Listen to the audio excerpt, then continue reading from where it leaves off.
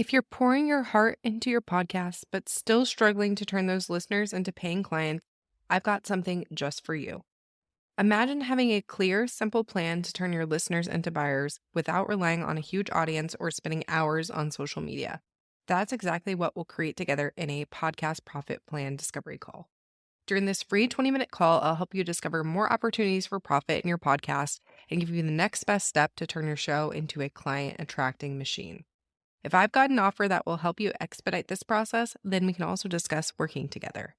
Book your free podcast profit plan discovery call now by going to podcastingformoms.co/profit plan or by clicking the link in the show notes. I can't wait to chat with you. Have you ever looked at your podcast and thought, maybe I need a rebrand, or maybe my content just isn't good enough, or maybe I need to completely overhaul everything?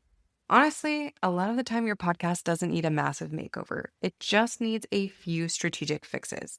Because I cannot tell you how many podcasts I audit where the host is creating incredible content, but they're making a few small mistakes that are hurting their growth, discoverability, and conversions. And the frustrating part is that most of these fixes are actually pretty simple. So today I want to walk you through 3 small but powerful changes that can instantly improve your podcast, especially if your show feels stuck, inconsistent, or like it's not reaching the right people. And no, I'm not talking about buying a new microphone or recording 5 episodes a week. I'm talking about strategic shifts that actually move the needle. Let's get into it.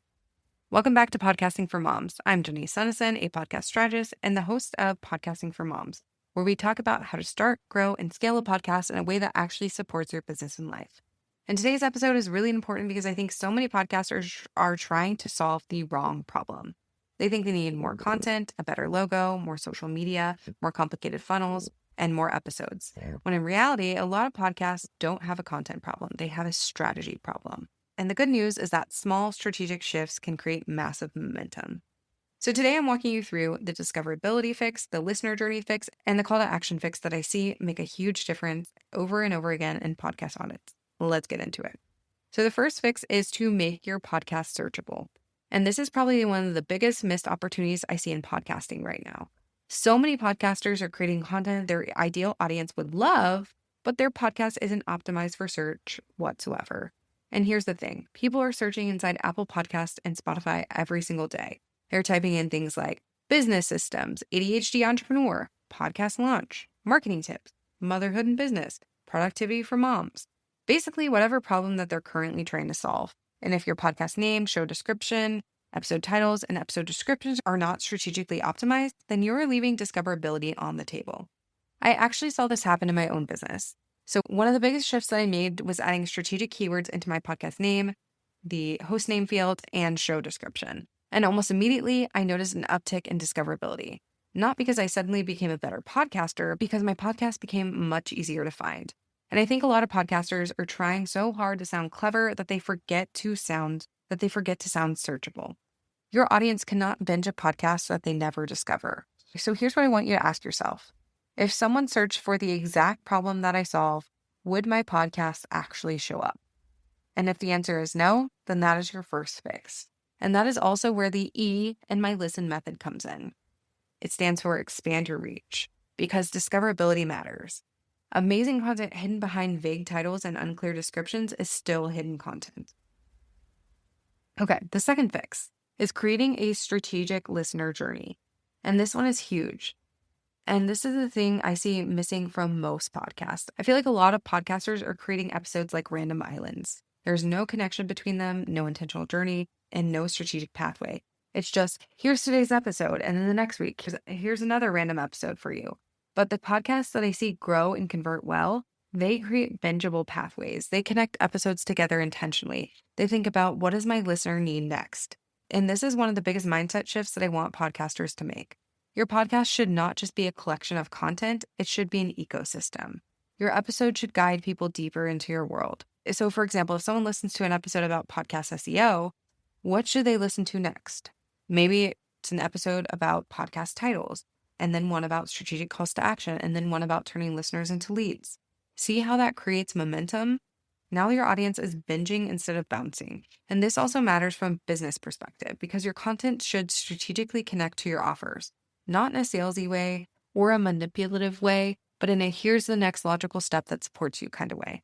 And this is where the N and T in my listen framework really come to play. So N stands for nurture your audience, and T stands for turn your listeners into leads. Because if there's no listener journey, there's no momentum. And this is one of the biggest signs I see in podcast audits where I immediately think this podcast has so much potential, but the strategy is missing. And the third fix is to stop giving people 47 calls to action. Okay, I might be exaggerating a little bit, but also not really. One of my biggest podcast pet peeves is when podcasters either give 0 calls to action or they send their listeners to 17 different places. And listeners in the episode with absolutely no idea what to do next. So you don't need 5 freebies, 3 offers, your Instagram, your Facebook group, your newsletter, your YouTube, and your website, all mentioned in the same episode. That is really overwhelming, and overwhelmed people usually don't take any action. I am a huge believer in one primary call to action per episode, one clear next step. That's it. And ideally, the call to action aligns with the topic of the episode. So for example, if your podcast is about podcast growth, you might say in your call to action, go grab my podcast growth scorecard. This is simple, aligned, and relevant. That works so much better than go follow me everywhere and maybe buy something eventually. Your call to action should feel like a continuation of the conversation, not a random commercial at the end. And honestly, a good call to action is part of serving your audience because people do want direction. They want to know, what should I do next? And if you don't guide them, then they're going to leave. Okay, so before we go, let's recap the 3 small fixes that can instantly improve your podcast. First, make your podcast searchable. Second, create strategic listener journeys. And third, simplify your calls to action, because small strategic shifts can create massive momentum. And I really want you to hear this. Your podcast probably does not need a complete overhaul. It probably needs some refinement, intentionality, and strategy. That's it. And these are the exact kind of things that I look for in podcast audits all the time. And the good news is that most podcasters are a lot closer than they think they are. They just need someone to help spot the gaps. So if you want help figuring out what's actually holding your podcast back, I want to invite you to grab my podcast growth scorecard. It'll help you identify the hidden gaps in your podcast strategy so you can start growing with more intention instead of just throwing more content at the wall and hoping something sticks. I'll link it below in the show notes for you. All right, that's it for this episode. I'll see you next time. Thank you for tuning into Podcasting for Moms. I hope today's episode gave you the tools and inspiration you need to make your podcast work smarter, not harder. If you love what you heard, be sure to subscribe and leave a review. It means the world and helps other moms in business find the show. For more tips, resources, and support, head to podcastingformoms.co. Remember, you're not just building a podcast, you're building your legacy. Until next time, friends.